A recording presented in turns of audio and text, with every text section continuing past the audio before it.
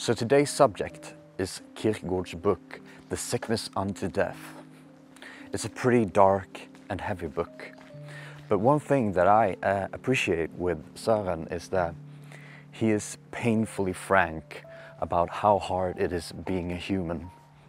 He doesn't sugarcoat anything. So buckle up for this episode. Before we begin, the same thing goes here when it comes to the Socratic irony. This book is written under the pseudonym Anti-Climacus, so the opinions here whenever I say Søren Kierkegaard should actually mean Anti-Climacus. Although in this book Søren uses his own name as the editor of the book.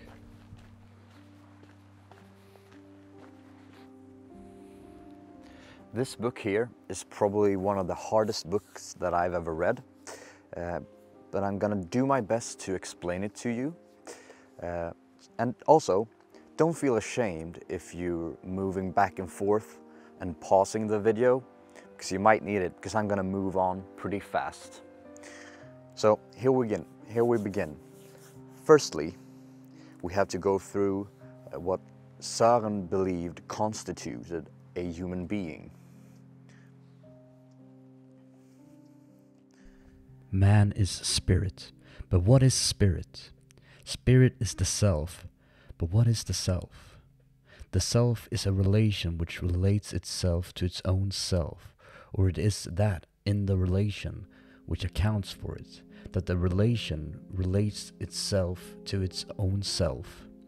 The self is not the relationship, but consists in the fact that the relation relates itself to its own self. Man is a synthesis of the infinite and the finite, of the temporal and the eternal, of freedom and necessity. In short, it is a synthesis. A synthesis is a relationship between two factors. This may sound like a bunch of jibber-jabber, but I'm gonna try to explain it to you. To Søren, human beings are a very complex thing that consists of opposites. In a way, we are all full of paradoxes. The opposites he talks about are mind and body, infinite and finite, and freedom and necessity. So inside every human being, these aspects exist and relate to each other.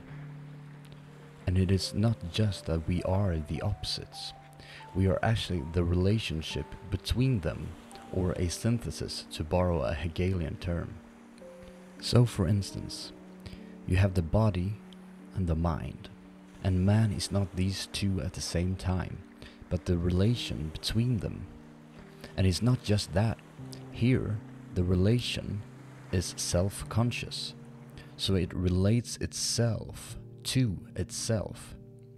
And to Søren, this relationship is posited by God, and God is an all-powerful and infinite being, which means that the self that we possess is eternal.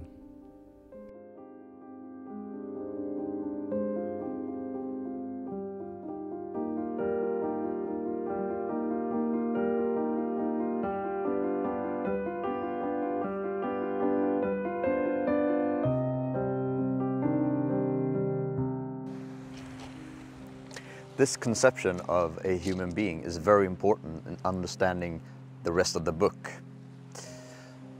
So let's move on. So what sickness is it that Søren talks about? Well, it is a sickness that all of us, human beings, are born with, and most of us will suffer with for the rest of our life. And there is but one cure.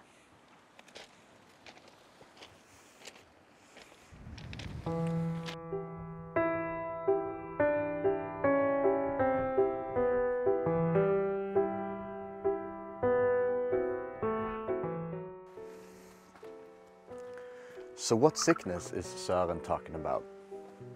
Well, the sickness is despair. And what does he mean by despair? Well, you can almost say that for the bigger part of the book, he's actually trying to define it. But for starters, it is a sickness in the self that we talked about before. a sickness in the relation that relates to itself. Søren describes himself as a doctor who's diagnosing people.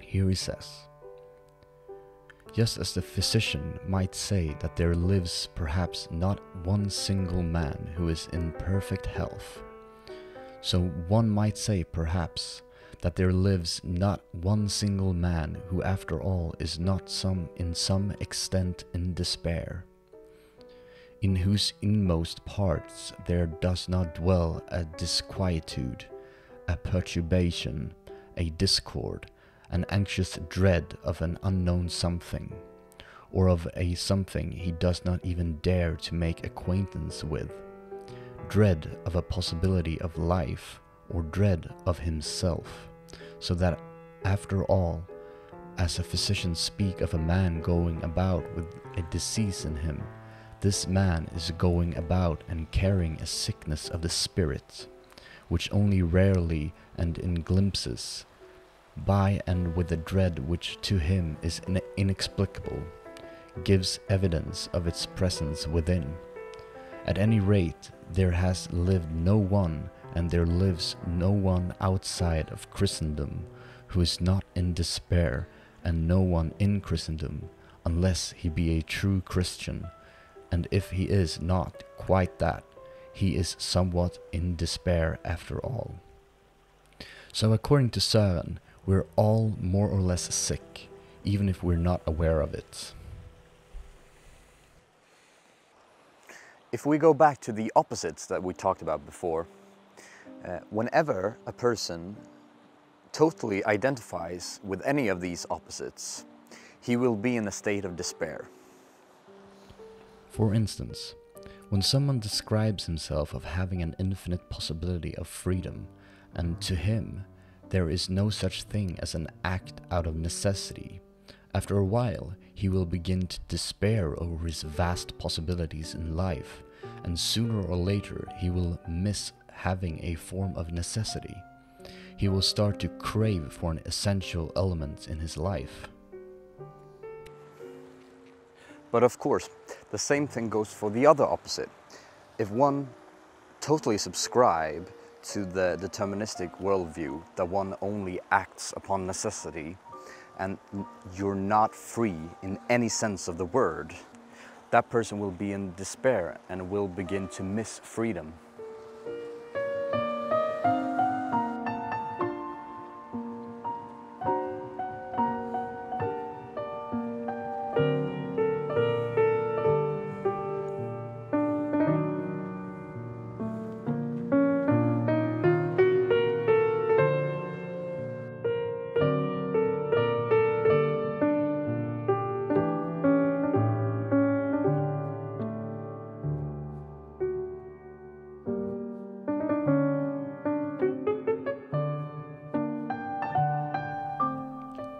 Despair is a sickness in the spirit, in the self, and so it may assume a triple form. In despair at not being conscious of having a self, despair improperly so called.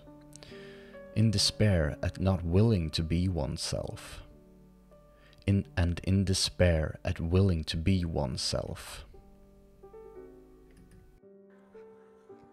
So let's go through these different types of despair, shall we? We have to begin with in despair of not being aware of having a self. Because for Kierkegaard, as we talked about, the self is an infinite being. It is posited by God. So this type of despair is just that you're not aware of being an infinite self.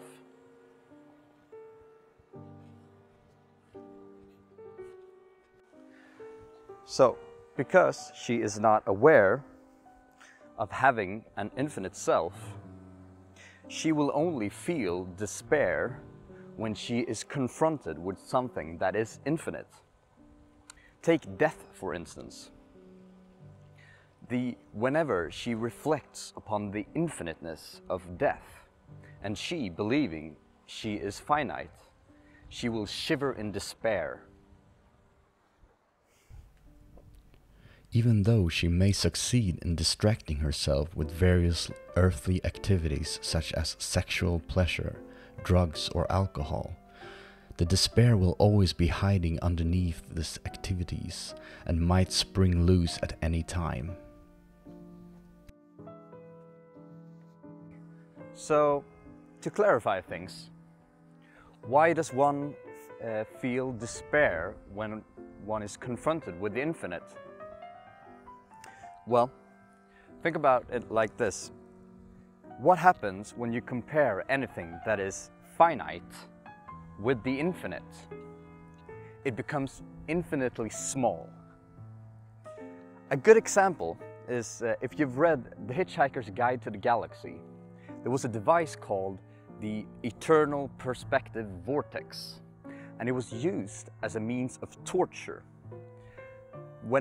So they would put people in the vortex, and all of a sudden they would see the whole vastness of the infinite universe, which would drive them completely mad. That is despair.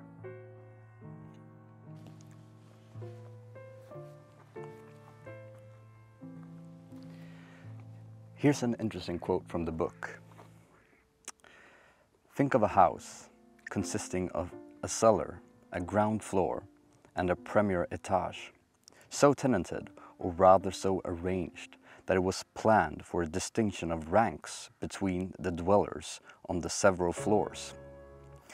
And in the case one were to make a comparison between such a house and what is to be a man, then unfortunately this is the sorry and ludicrous condition of the majority of men, that in their own house they prefer to live in the cellar.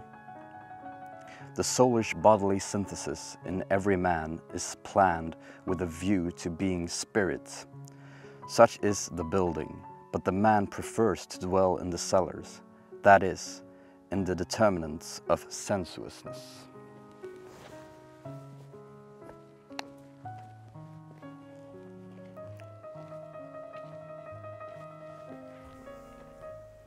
This here is also an introduction to Søren's so-called life spheres, something that we will go into depth later on. But this kind of despair we are talking about is, according to Søren, the most common one. It is the despair of the natural and the unchristian man.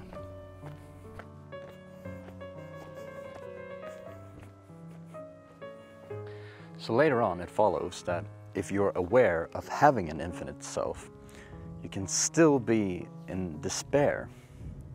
But here now, it's either in despair not wanting to be a self, or in despair wanting to be a self.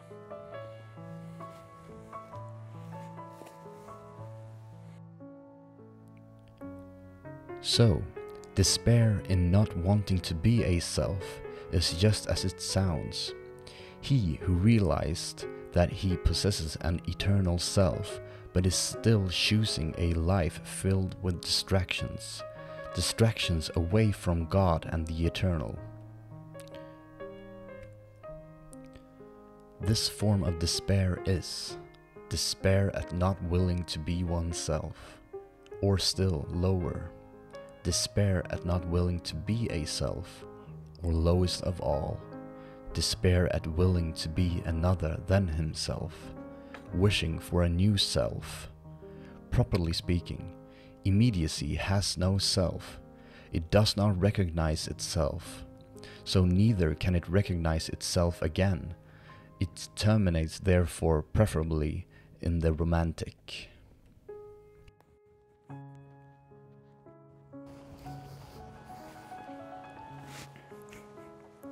So here Søren talks about the immediate. What does he mean by this? Well, if a person is solely living in the moment, he cannot be considered as a free agent. He is only following his kicks. He is not a self-reflecting being. He will only do whatever his body tells him to do.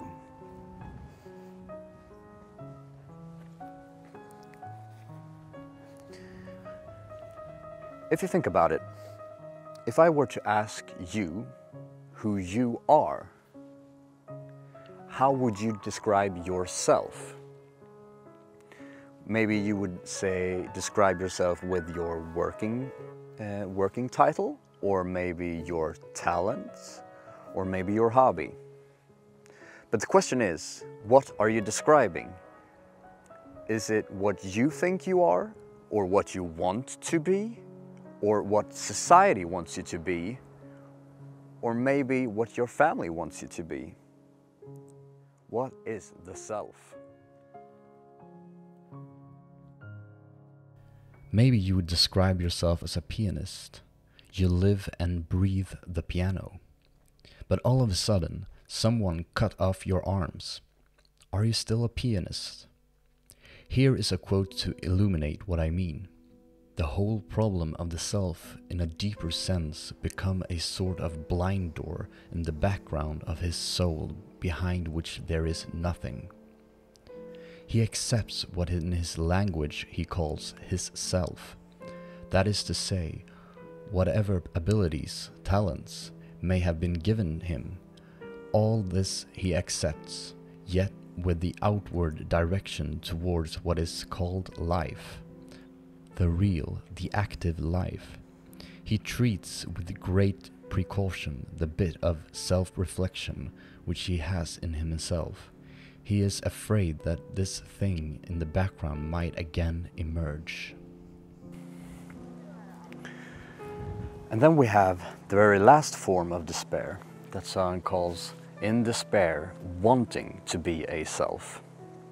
Here, a person is completely aware of having an infinite self, but she will get lost in the infinite possibility of life. She doesn't have a fixed point that she can relate to.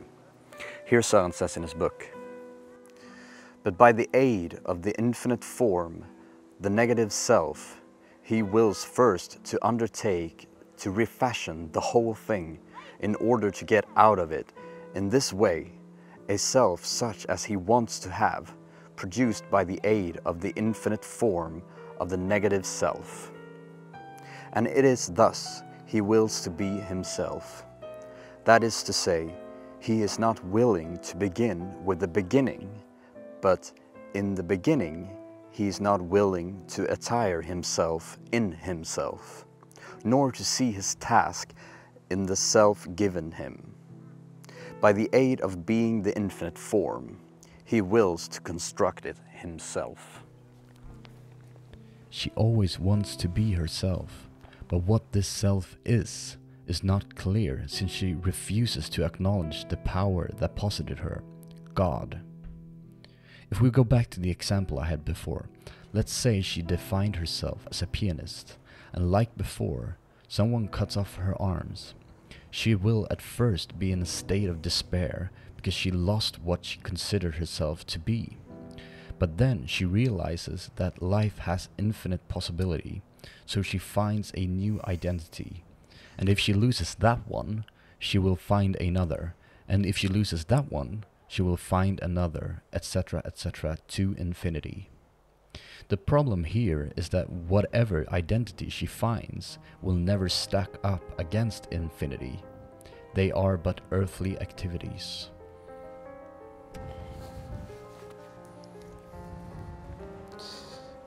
The way I look at it is that Søren is only describing the situation every human being is in. Because it seems as though the universe and time itself is infinite. And if you see yourself as a finite being, the sickness of the eternal will always be present. And the way to solve a sickness of the eternal is only with a medicine of the eternal, that being God.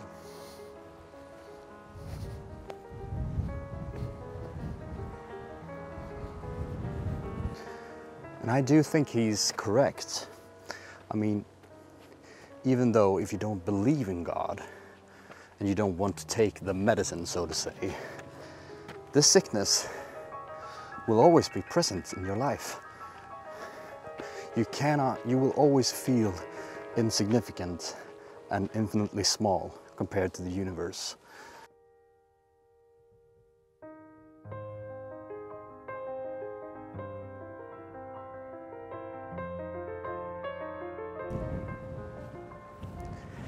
That concludes the first part of the book.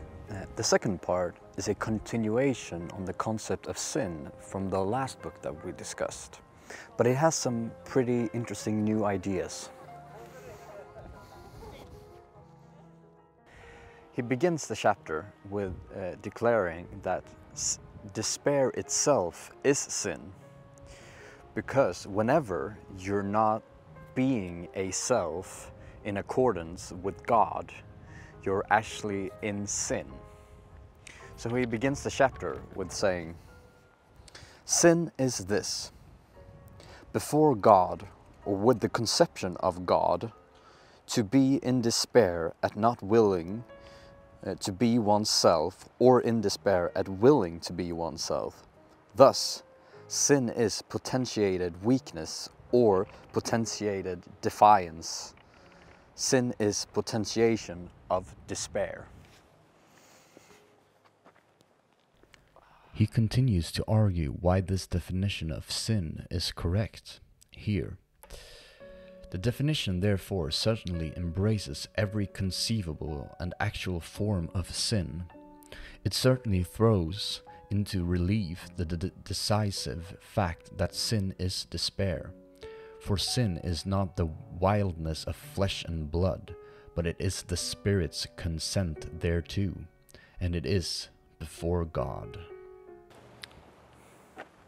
So here it also follows that if sin itself is despair, and like we said before, even if you're not aware of it, you're always a little bit in despair, unless you've taken the eternal medicine, so to say, which means that we're always in sin unless you've taken the medicine. And the interesting thing about this is that sin becomes a position. It's a place where someone is, and it's not a bad act.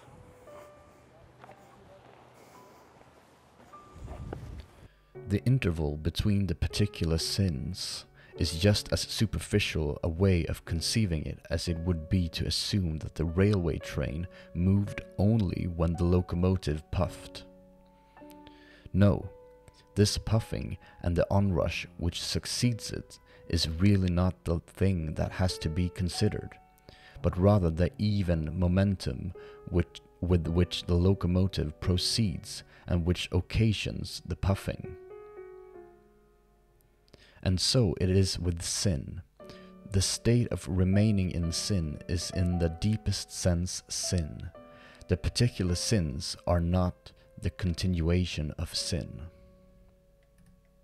Another interesting thing in the book is the focus on the individual, because sin can only be committed by an individual. It is not a group thing. And another interesting thing about this is that our whole legal system in the Western society is more or less based on this notion of the individual and sin. Because if we always judge a single individual for an act, even if it is a group of people who has committed a crime together, we will try to distinguish which person did what act to judge them correctly as individuals. And therewith Christianity begins, by making every man an individual sinner, and now everything that heaven and earth can manage to raise up by way of the possibility of offense, God alone disposing of it, is concentrated in one place.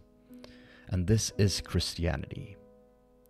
Then it says to every individual, "Thou shalt believe," i.e., thou shalt either be offended or thou shalt believe, not one word more.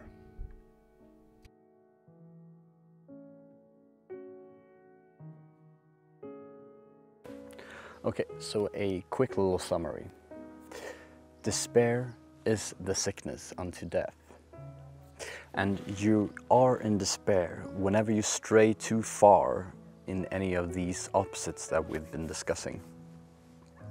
And sin is being despair. So whenever you're in despair, you're also a sinner. Søren ends the whole book with what I called the eternal medicine. Here he says, by relating itself to its own self and by willing to be itself, the self is grounded transparently in the power which constituted it. And this formula, again, as has often been noted, is the definition of faith.